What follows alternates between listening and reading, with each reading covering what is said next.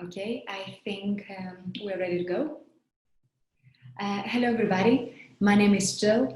Welcome to the second RCA in Session Talk. We have over 550 guests from 54 countries joining us today. Before introducing you to our speakers, Rama and Christopher, I'd like to cover a few housekeeping items. Today's webinar is being recorded. We will share the recording on our event page at some point next week. We also have live captions during the session. Please use the chat button. If you have any technical difficulties regarding the webinar or any issues with seeing the captions, we invite you to ask questions by using the Q&A button. You can upvote questions if you like. Any remaining unanswered questions at the end of the session, we will try to get our speakers to answer them and share the answers on our event page at a later stage. Without further ado, please join me in welcoming Rama and Christopher. I'm going to hand you over to Rama, who is going to start today's conversation. Thank you. Thank you so much, Joe, and welcome to our 550 participants. We are treating this as a conversation between Christopher and I, where 550 friends drop in. We'll structure the next hour in 3 parts. Christopher and I will each give a short personal perspective, lasting maybe 5 to 7 minutes. We will then bring in other voices from around the world to give us their perspectives. And finally, we will take questions from this group here on this call. So thank you so much for giving us an hour of your time. We would love to hear your thoughts and share some with you. So to begin, this is my journey. I never thought that I was a leader. I was too quiet, too untalented, too inarticulate, and too invisible. My school report said that I was suited to a quiet academic life. My skin color and my quietness seemed to work against me.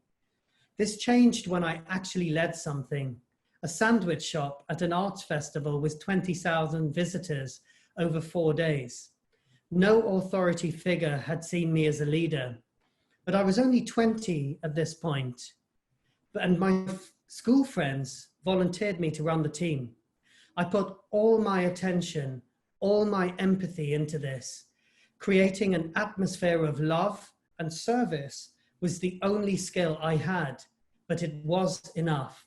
My friends and I loved being on this team. Why? Because you showed care for us all, staff and customers alike.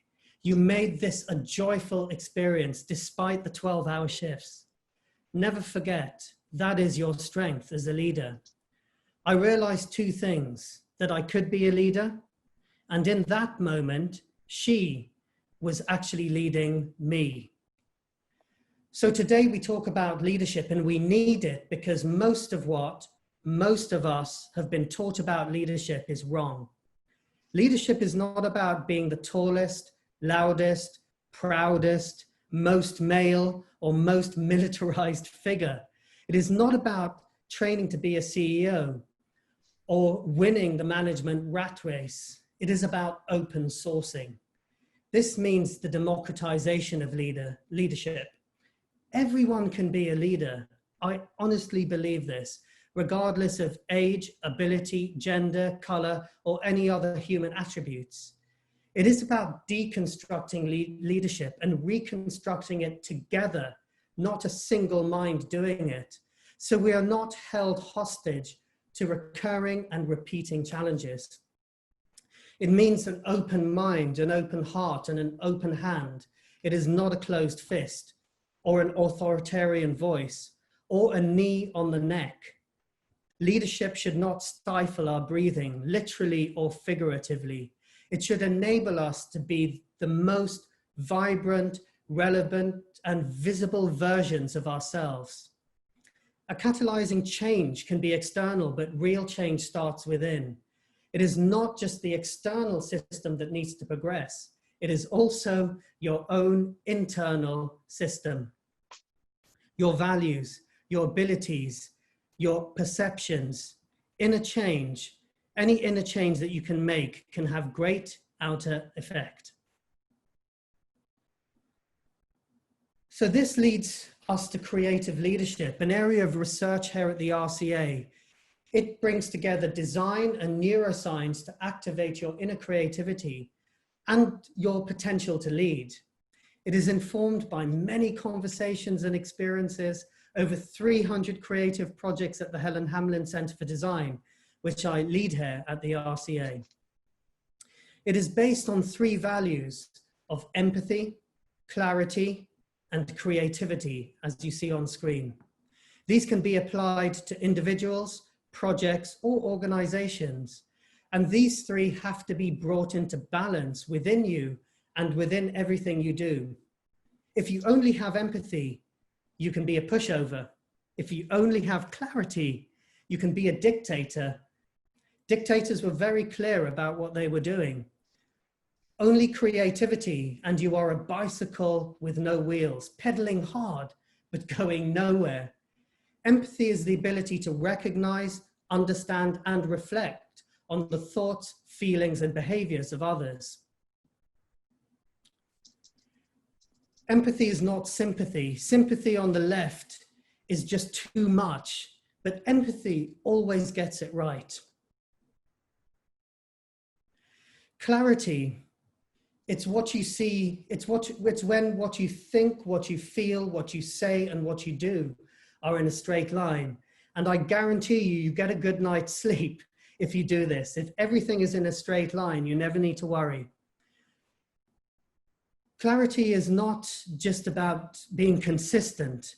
It's not about being linear or bulldozing your way through situations, as you see on the left. It is about moving through situations, orientating, changing, as a bird flies through a building. So be a bird, don't be a bulldozer. Creativity is about using your skills and resources to bring about the solutions that are novel, useful, and relevant. We say that design, which is at the heart of creativity, is really the act of creating together. And creativity isn't just about looking good, as you see on the left of the screen. It's also about doing good. So on the left of the screen is an image of a peacock. On the right of the screen is a drawing of a chicken, and she's strapped 2 rockets to her back, and she's taking first aid somewhere. So this is creativity. Creativity takes a level of courage. It takes you the courage to start and to begin, no matter how small you feel. This is an intensely personal picture for me. When I was flying into Singapore, I saw this little boat, and it was making the most beautiful ripples in amongst these big, ungainly tankers. And it just struck me that even small boats make big ripples, but you have to launch your boat. You have to be brave enough to get in the water. When I was 14, I was angsting about what will be my impact in the world? What will I do? And I didn't feel like I had any talent or any voice. And I took these questions to the person you do. And at that age, it was my mother. And she gave me this poem. This poem has been my leadership manual and inspiration throughout my life, because it's not leadership as loudness. It's leadership from the point at where you start. And the poem is by India's poet laureate Tagore. And it says this: "Who will take up my work?" asked the setting sun. And throughout the land, no one answered. Alone in the corner, dusty and forgotten, the earthenware lamp said, "I will, my lord, as best I can." So you do not need to be the sun or moon to be a leader. A simple lamp provides all the light needed when dark. So be a lamp, and your inner light will grow to have outer effect always. So with that, I see my time is done, and I'd like to bring you, Christopher, into the conversation and welcome you here into the RCA talk. Please, can we hear your perspectives? Thank you, Rama, and thank you to my friends at the RCA for inviting me here to participate. And thank you to the attendees for humoring us as we pick up a conversation that started in Israel last year and something we haven't stopped talking about. I never thought I'd be a leader, but I've spent many years waiting on tables and collaborating with dozens of people on stage as a failed singer, and for pushing for what I thought was right. I think it's that lived experience that's really taught me what it takes to be a leader. In fact, I don't even think of myself as a leader. I really don't. I think of myself working on something I believe in passionately and bringing people together who believe in the same thing and having us find our path together. For me, that's the sense of leadership. But given my experience, I've learned a lot about what leadership is not. And I hope to live that every day by doing the negative proof, by acting in conjunction with what I believe is right and with respect with people. But for the sake of this conversation, to me, leadership is about taking a great idea, perhaps through Rama's creative leadership process, and turning it into reality. All too often, I've seen great ideas not go anywhere. And for me, it's that leader that can operationalize the creative process. What it takes courage and balance to make an alchemy of turning an idea into reality. About me, I spent 25 years working in technology. I've worked at innovative and impactful companies like Apple, Sony Ericsson, Disney, and Google. And my passion is driving innovation at the intersection of inclusion and accessibility with technology.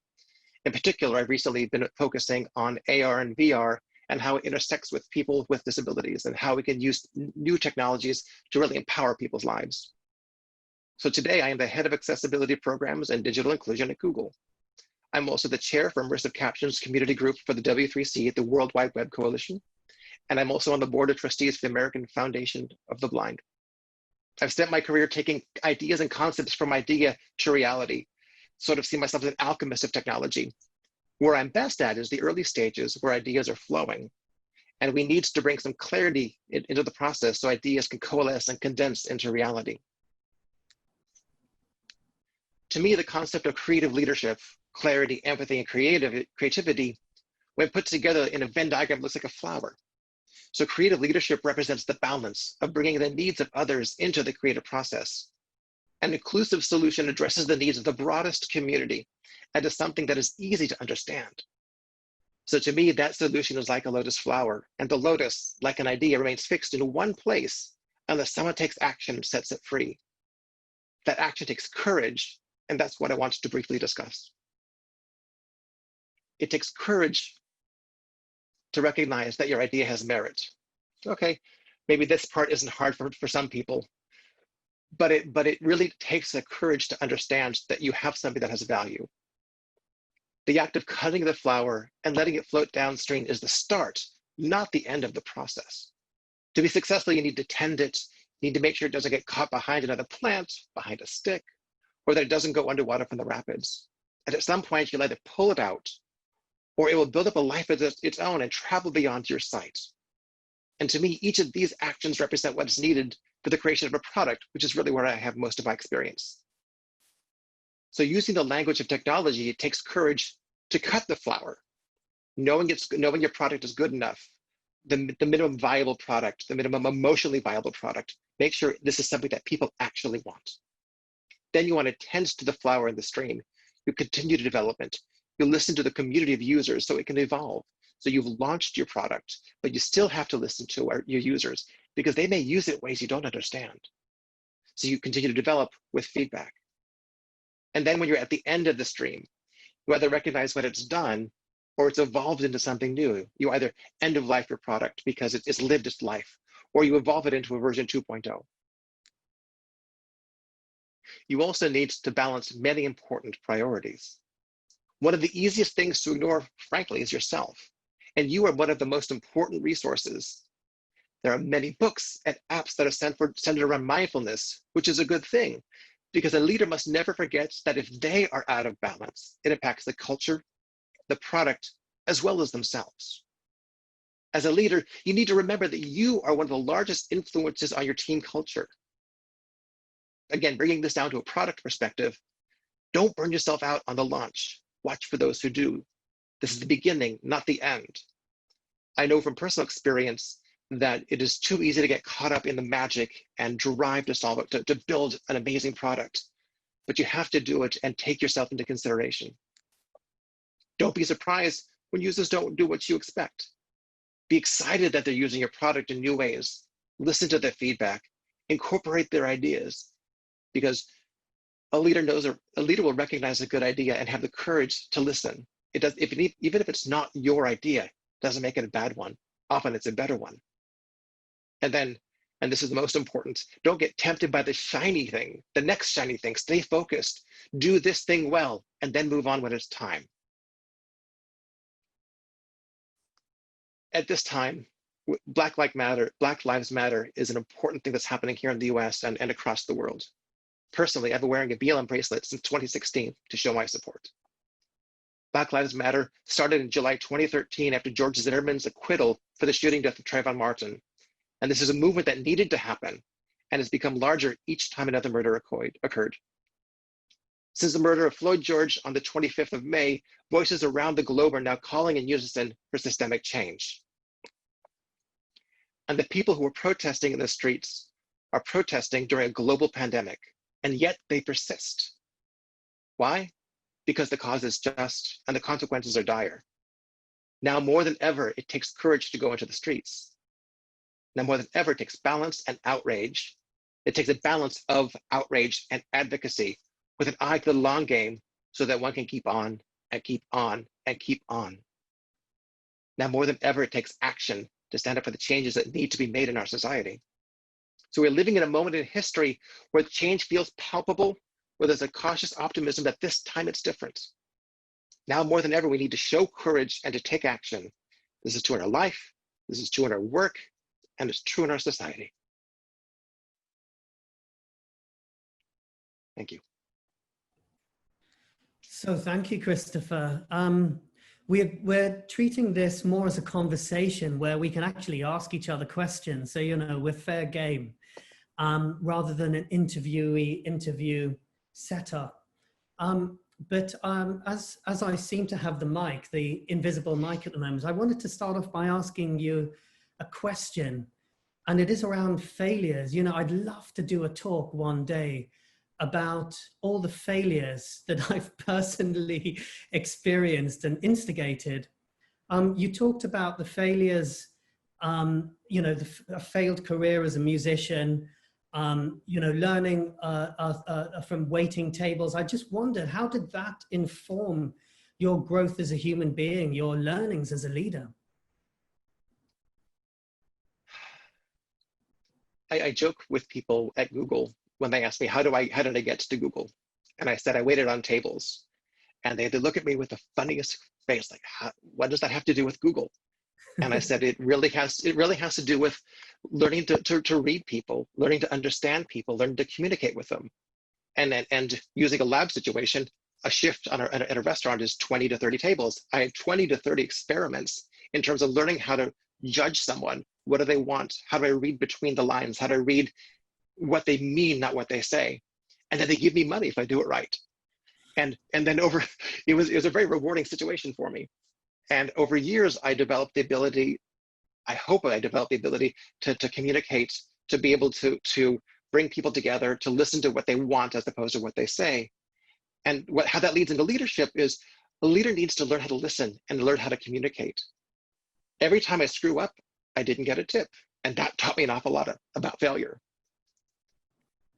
I think there's a great wisdom here, because the walkways of life, I feel, are where the real lessons are that I learned about leadership. Again, waiting tables, working in a photo shop, working on a building site.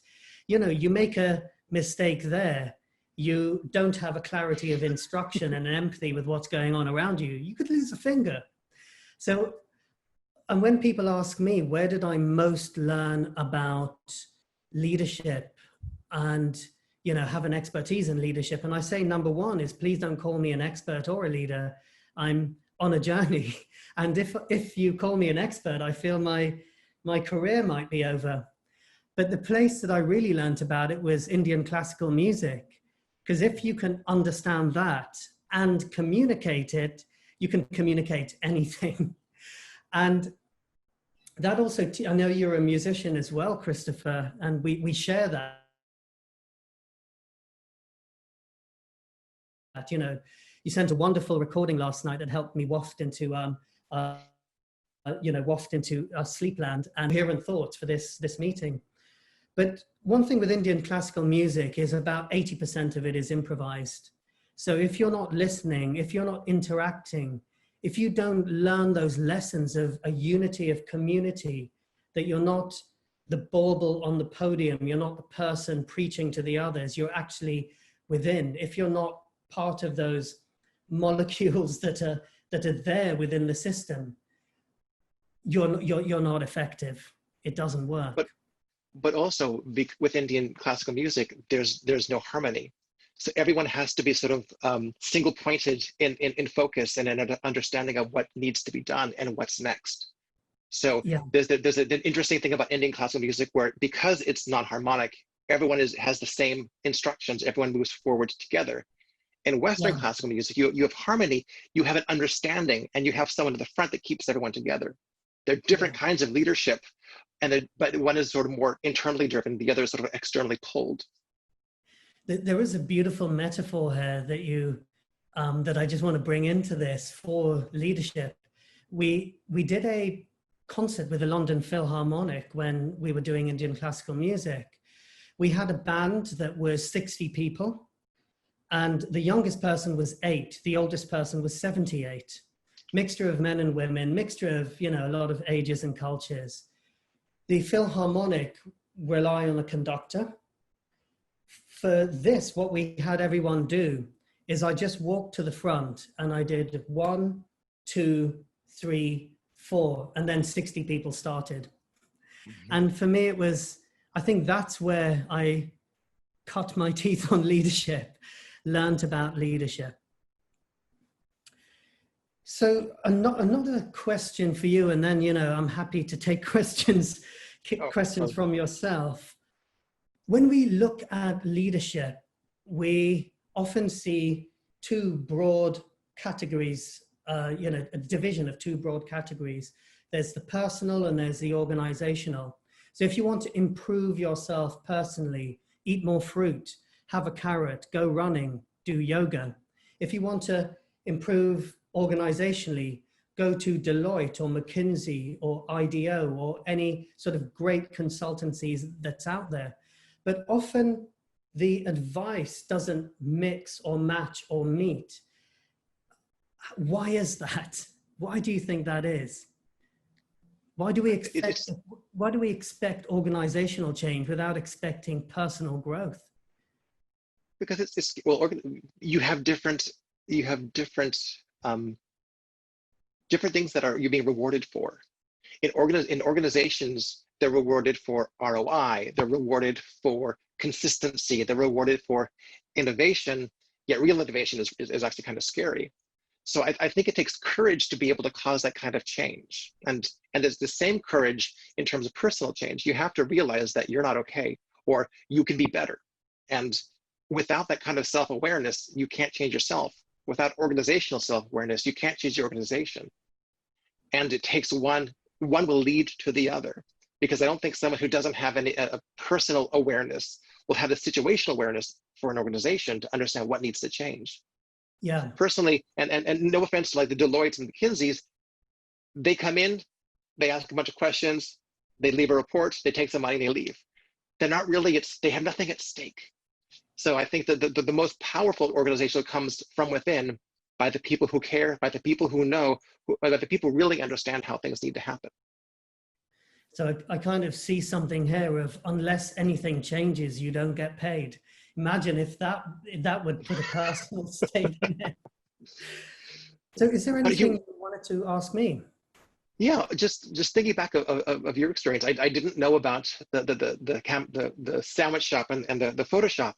So watching your progression as you become, I don't want to say older, as you become you, how do you, as a person of color, work with people who are not like you? And how can you be empathetic of someone who's not like you? Sure. I think empathy is not necessarily the end goal, but understanding is, because to truly empathize, to truly step in someone else's skin, or to truly step into someone else's experience is pretty near impossible. but the powerful tool we've been given as human beings is empathy. It can get us close. It is that bridge, it is that road, but it leads us to a much greater understanding. And I think when you look at some of the videos of events that have been happening in 2020, you can have a huge empathy, which can lead to a frustration, a dissatisfaction, and anger even. And I think empathy can trigger a range of emotions, some of which can be really useful for getting started. You know, anger is a flash. You need some Tinder. And I don't mean Tinder, but I mean you need some Tinder to get started. Anger is not sustainable, but I think that empathy is the underlying thing that can take you through anger into reflection, into action, into courage. And it really is that thing that will keep your courage going even when it wavers, because you cannot unsee the videos that you see. You cannot unsee or unfeel the imbalance that you feel. So empathy for me is really about bringing the world into balance. One issue with leadership is that we try to treat imbalance with more imbalance, but actually we need to bring the world into balance. So we have a couple of things that we want to do on this talk. And one is to bring in some voices from other people. We've got 9 voices and we're going to have them in groups of 3. We have the first 3 represent our voices from around the world, but we start in London with two statements. The first is from Veena, who is a spiritual coach and a classical dancer. We then move on to Harris, who is a cultural curator, and then finally hear from Eleonora, who is a service designer from Bulgaria. For me, leadership is the ability to move the situation that you are in into a state of greater harmony. And we need leaders who have sufficient space and quiet within themselves so that they know when to speak and when to be silent, when to act and when to be still. Hi, our values, our purpose and our vulnerabilities need to be in sync in order to be able to embrace and express intentional leadership qualities with each other. Thank you, Rama and Christopher, for this talk. My question to you. You realize that you're not a natural born leader, but you've been recently promoted to a leadership position. What do you do next? Cry. So, what's your response, Christopher? Well, congratulations on the promotion. I hope you will be successful. But for me, it leans back to what I was doing when I was waiting on tables. It is really learning to listen. And something that I've talked with you a lot, Rama, is about communication, learning how to communicate. So you need to listen to your leaders, you need to listen to your peers, you need to listen to your staff, so you have a good sense of what's going on. But then you need to learn to speak. What do you have? Take this information that you've gotten and create something that is sincere and honest and true to your heart. And then have the courage to speak to your leaders in their language. Because if you can talk all day, if you're not speaking in their language, using things that motivate them, whether out of fear or out of benevolence, it's hard sort of to get people to make change, because entropy is so big. And the way I do this is I try to tell stories, show examples of things going well or things going poorly, and this helps crystallize things in their head. But it really comes back to listen to what people have to say, trust your own voice, and use that voice to speak to leaders in language that is resonant with them. How about you? What do you think? This was a very powerful thing that I remember you saying to me. Know your leaders, and don't try and talk to them in the same way. Understand what motivates, how they listen. And it was a very powerful thing in my own leadership journey. And I think, listening to Veena and Harris talk about the power of quiet and vulnerability, these are things that I didn't hear within traditional leadership literature. The thing that sort of turned my life around was when I was sent to some Black and Asian minority ethnic training. And actually we asked the 2 Nigerian ladies that were running the course to just teach us about leadership. And they reframed it over lunch. And some of the things they started talking about was the power of humility. And it dates back to 2001, a Harvard Business Review study, which talked about humility. This thing saved my life. I actually wouldn't have applied for any or many leadership positions if I didn't realize that, of all people, Harvard Business Review actually talked about humility in 2001. And it was the difference between good and excellent leadership. That shift from the empathic understanding through to creative solutions that have a clarity to them. So I just wondered, you know, we've talked so much about these terms that don't exist. First of all, why don't they, have you heard them?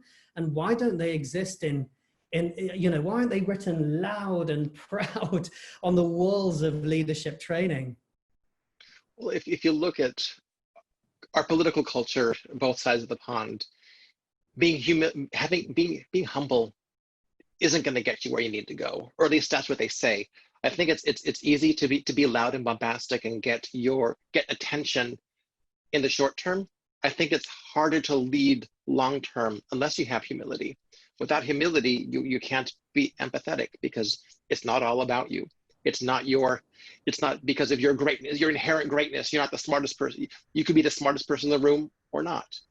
Or what usually happens is the person who's not the smartest person in the room speaks very loudly about what a genius that they are. Yeah.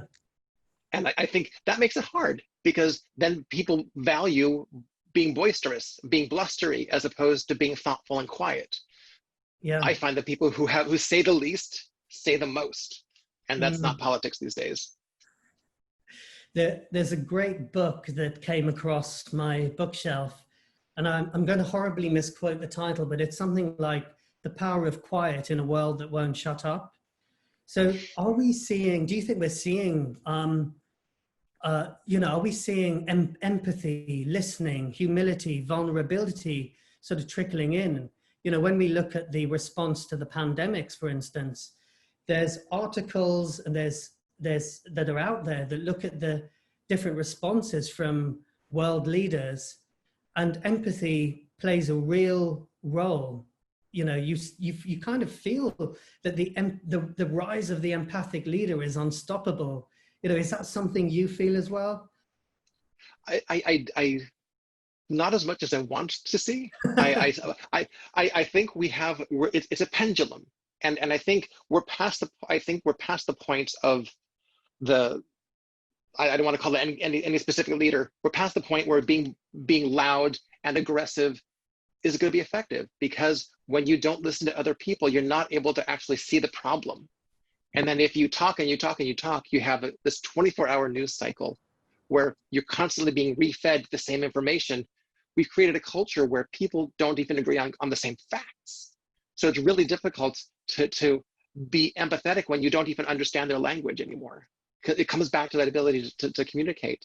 So I'm hoping, because of the pandemic, because of the situation with the systemic racism here in the US and other places, we are having this moment of reflection where, oh crap, this is big and it's bad and I can do something about it. And that's why I said it earlier, I feel that I've been involved with Black Lives Matter since 2016. It feels different this time. And I think it's because people with privilege, like old white guys like me, and realize that we actually have something to do in it. And enough people believe in it, they have the empathy and realize they have the opportunity to do something about it. Now they're moving forward, and now these things are actually starting to happen. I think it is a real pathway of empathy. You know, that one difference I see is that if one human being is hurt, the rest of us feel it. And it's not just someone else's issue, it's everyone's issue. You know, if someone cries out, there needs to be an outcry. If someone on a video goes from life to less life to life less, that is a situation for all of us. And, you know, empathy does play a role.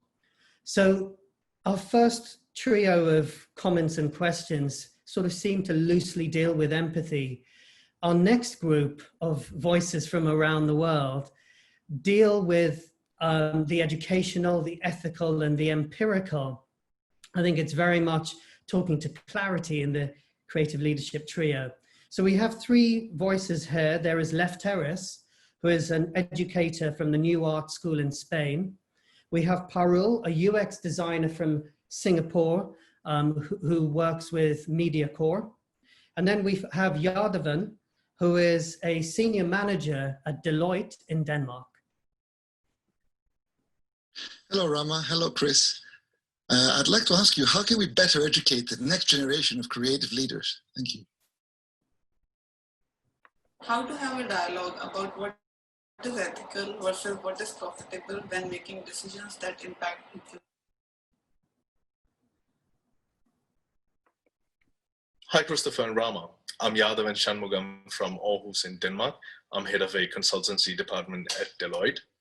I think the principles of creative leadership are appealing.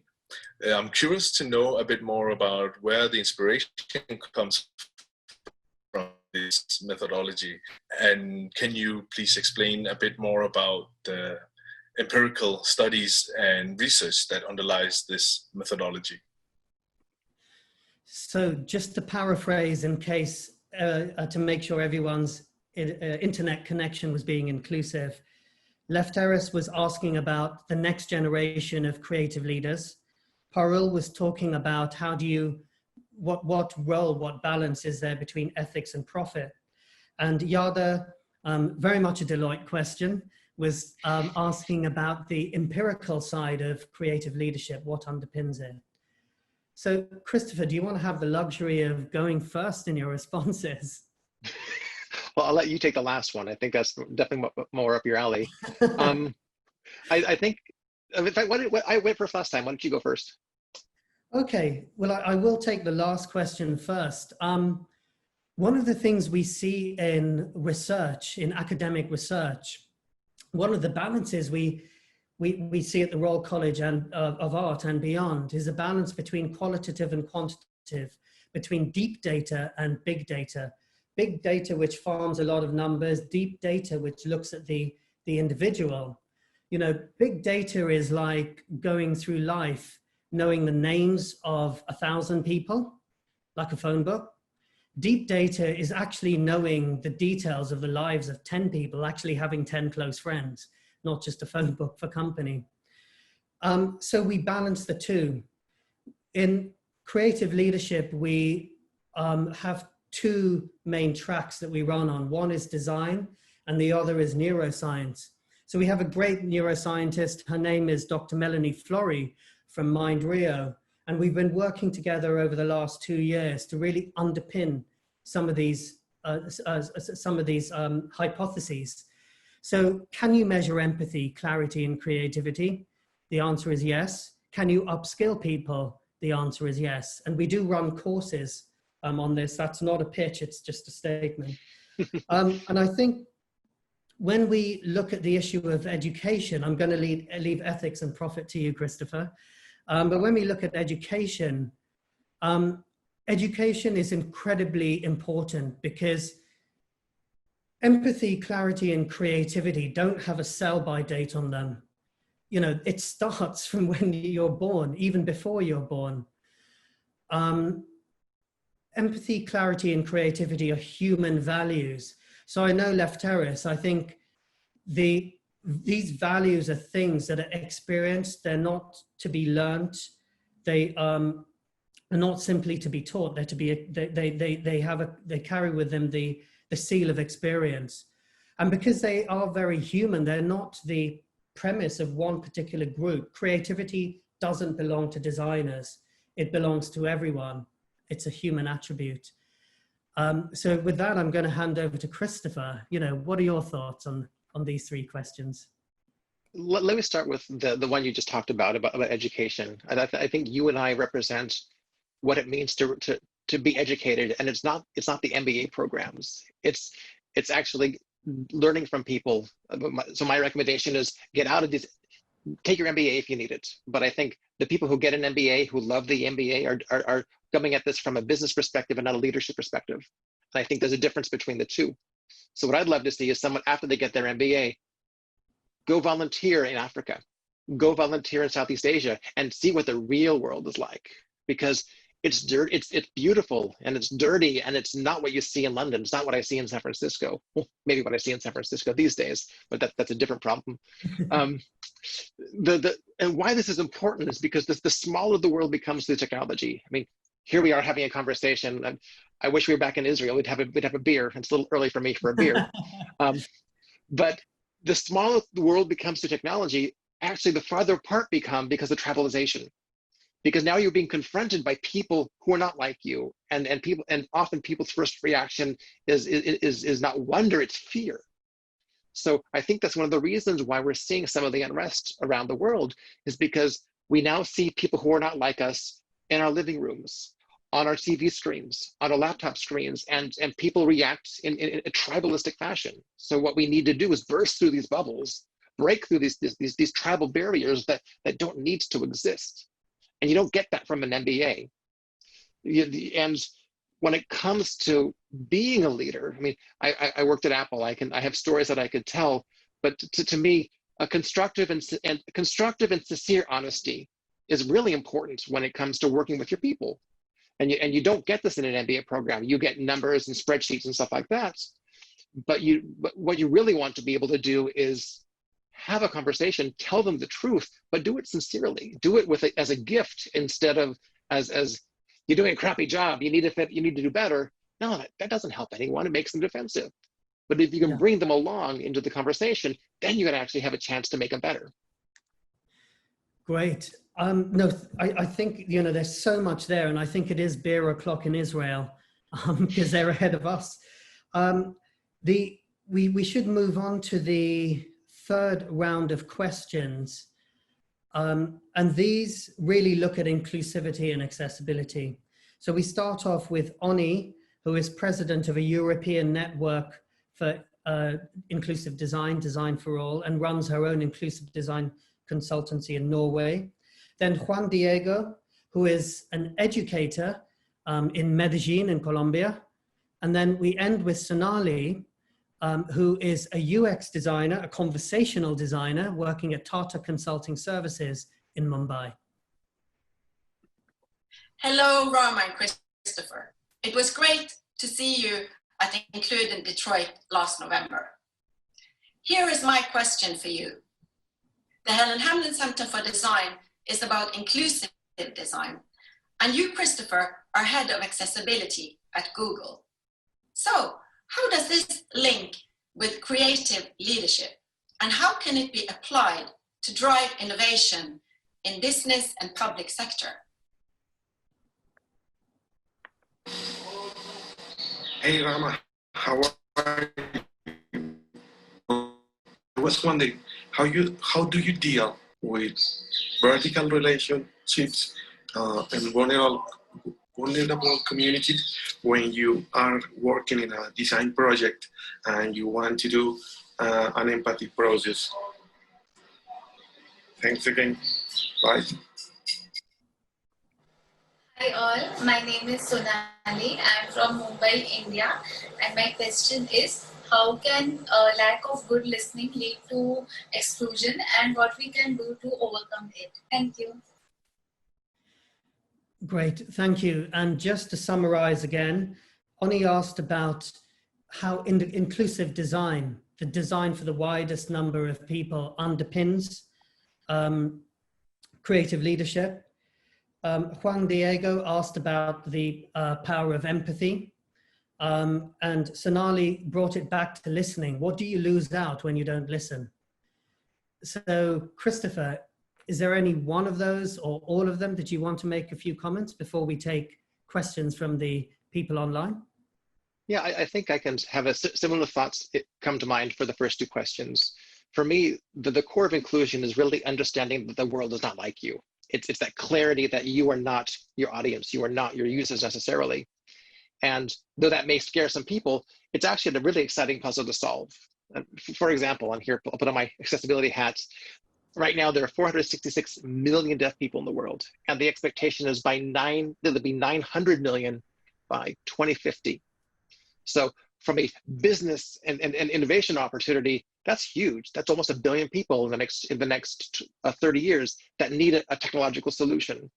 We at Google are leaning on some strengths that we have. We're leaning on our ability for speech to text and text to speech, and we've created an application called Live Transcribe. Again, not a pitch on my side either, but this is an application that uses Google's technology to help people who are deaf or hard of hearing understand what other people are saying. And we did this by working with people who are deaf or hard of hearing, so understand their needs, their uses, and then use our technology to build a product that is helping tens of millions of people right now. And given the time of COVID, it's become even more important, because you have these situations where people are in respirators, and you have people who are behind windows, and they're being isolated. And this technology is being used by people who aren't deaf or hard of hearing just to communicate with other people, because they have no other way of doing it. So for me, that it's the inclusion that provides the clarity for what the opportunity is for that innovation. That's a whole bunch of buzzwords in one sentence, but I really believe it to be true. Well, I absolutely salute that, because inclusive design started with looking at people excluded by age or ability. And that is most of us, all of us. The one thing I can guarantee we're doing right now is aging. So numerical age means very little. And actually ability means very little, because the wheelchair sign is a very powerful symbol for disability. But when you start to look at hidden disabilities, autism, dementia, stress is a disability. It can be a disabling condition, I should say. Neurodiversity, that is all of us. And we switch in and out of that throughout the day. So understanding a diversity and complexity of experience, I think, is incredibly important as a leader. And I think, just to pick up on listening, Veena started our series of 9 comments and perspectives talking about listening, and Sonali ended with a question. And I think what you lose if you don't listen is everything. Listening is the key. It unlocks everything. So we have... What was that? I'm sorry. Yes. What was that? I wasn't listening. I'm sorry. That's definitely bear o'clock. So we have in the final sort of 10 minutes, I think, some questions that I'm just going to pull up. I'll take a couple at a time. So we have one here: should we be encouraging leadership? Should we not be encouraging better comradeship and less hierarchical activity? And then we have a couple of questions, a cluster of questions around the difference between leaders and managers, and what's the difference between the two. So whilst you're having a think, Christopher, just to talk about leadership, leadership is an interesting word for me, because when I heard it first, it brought an idea into me of something that I wasn't. And that's been with me for about 20 years. I think for me, though, leadership really starts within. When I think of all the things that are happening in this world, I don't think of myself as a leader. I'm a designer, I'm a human being. Sometimes I'm a son, sometimes I'm a brother. But most of all, I think my reaction is that of a yogi. I practice a lot of yoga, and yoga is about bringing the world into balance. So I would say leadership is a term that's horribly misused. You're absolutely right. Comradeship and less hierarchical activity is what I think new leadership needs. It's exactly this kind of statement that we need to reframe an open source leadership. And why do I say yogi? Well, yoga talks about 4 things. It talks about the yoga of knowledge, having devotion. It talks about action, and it also talks about energy. And I see those 4 things as being the qualities that underpin a leader. I was just this morning, my wife and I were meditating, and there's a great virtual sangha that happens at 7 a.m. our time. And after the meditation, there's a 15-minute Dharma talk. And literally today, part of the talk was about ethics. And in this, the Buddha said a Brahman was not born a Brahman. A Brahman is a Brahman through their action. So a farmer is a farmer because they farm. A teacher is a teacher because they teach. So for me, the interesting question here, a manager is one who manages, and a leader is one who leads. You can be given the title as a manager and the responsibility, but that doesn't make you a leader. You can lead people, and you're only a leader if someone actually follows you on their own volition. This actually happened to me once, and it was one of the most touching things that's happened to me in my professional career. When I joined this team in accessibility, a guy on my teammate Arthur said, "Hey, where are you going? I want to follow you." I said, "Why?" He said, "Because I like working with you, and I believe, and if you think this is important, I believe you." So for me, that was the first time I ever felt like a leader, because someone actually chose to follow me as opposed to being assigned to be managed by me. So for me, the leader is one who leads, and it's not something that you inherit, it's something that you're given. Yeah, I think, management and leadership are two different things. When I look at jobs for leaders, they are mostly written for, managers.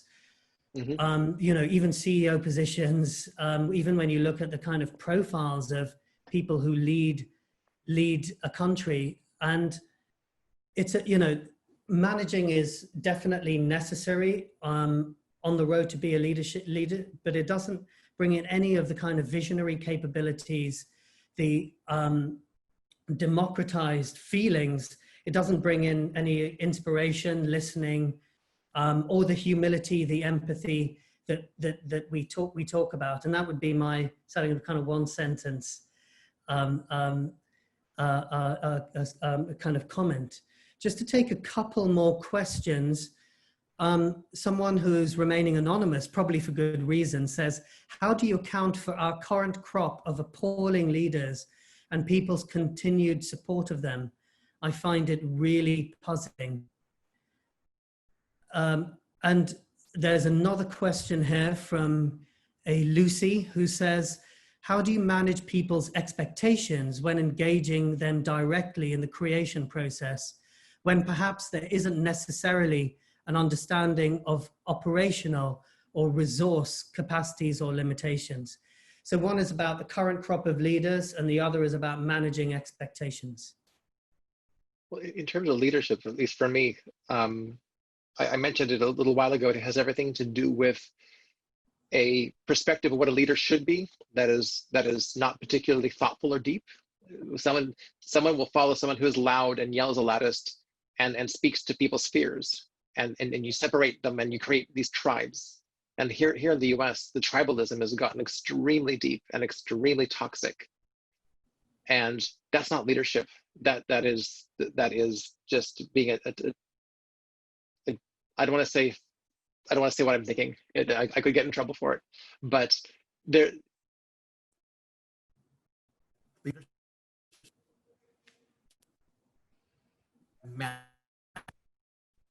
Actually, what do you think? So Christopher, I think we've lost a little bit of audio with you. Can you hear me now? And it just got to the very interesting thing of the tribal. Oh, okay. I don't know if you wanted, we still can't hear you. Can you hear I think there is a lack of clarity, no pun intended. But we have loads of empathy with you. We still can't hear you. But I think we just heard you again. So can you say something? Can you hear me? There you Can you are. hear me now? We can hear you. All right, technology fail.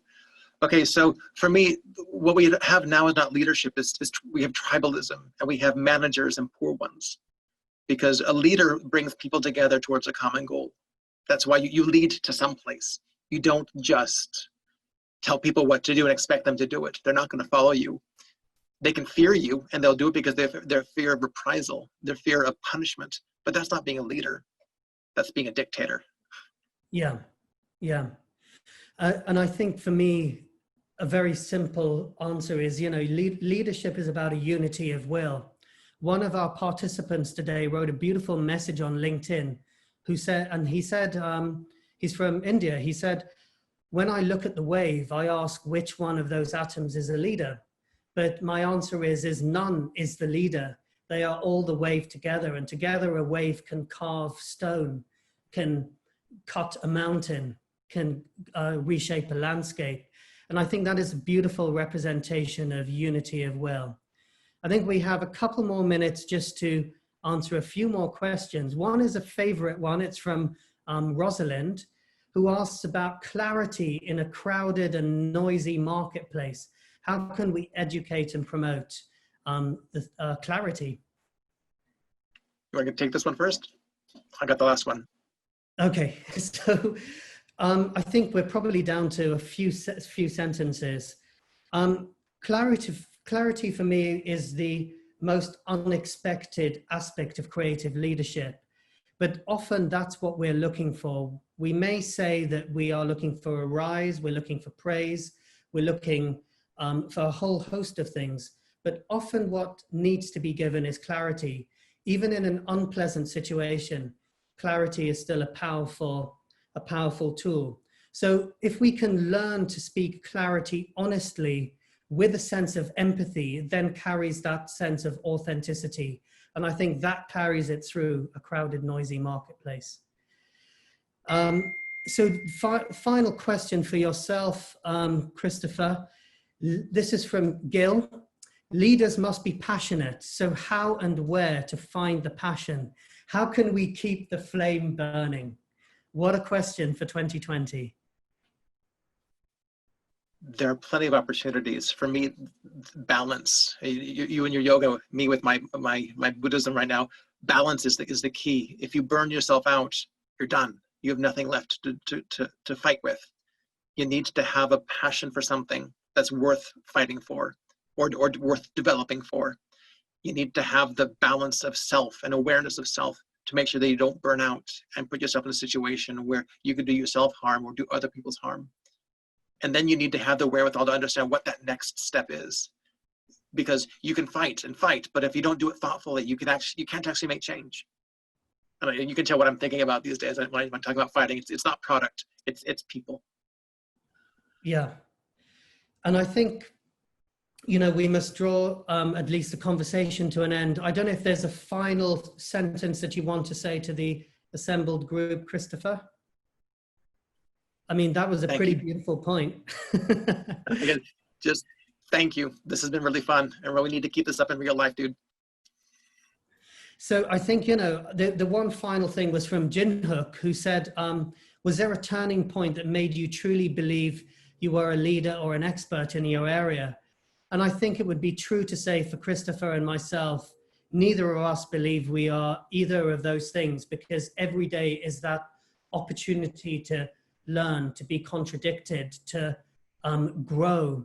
And if there is a wish for creative leadership, that it is a platform for others, it is a truly open source space for a truly conscious growth towards authenticity. We don't know everything. We've suggested a model of creativity, clarity, and empathy. But if the world needs it, and we will it, and there is a space for it to grow into, we would love to have this conversation with many and any of you.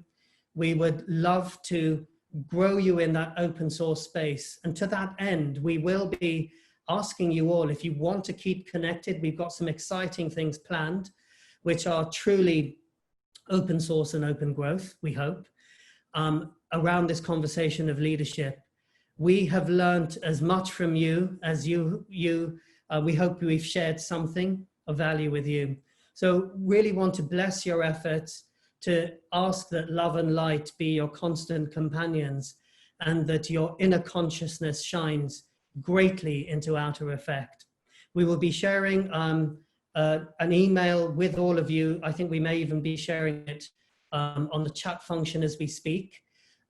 which will allow you all to email us if you want to keep this conversation going and engage with us deeply. So thank you all so much for your engagement. Love and light to you all. Thank you, Rama. And thank you to everyone who joined us for today's in-session talk. Rama and Chris, thank you both for sharing your insights and expertise.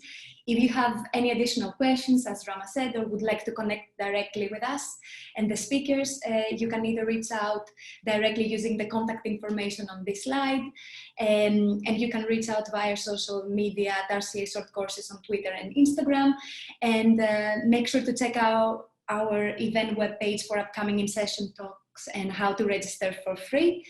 Thank you for your time, and goodbye, everybody.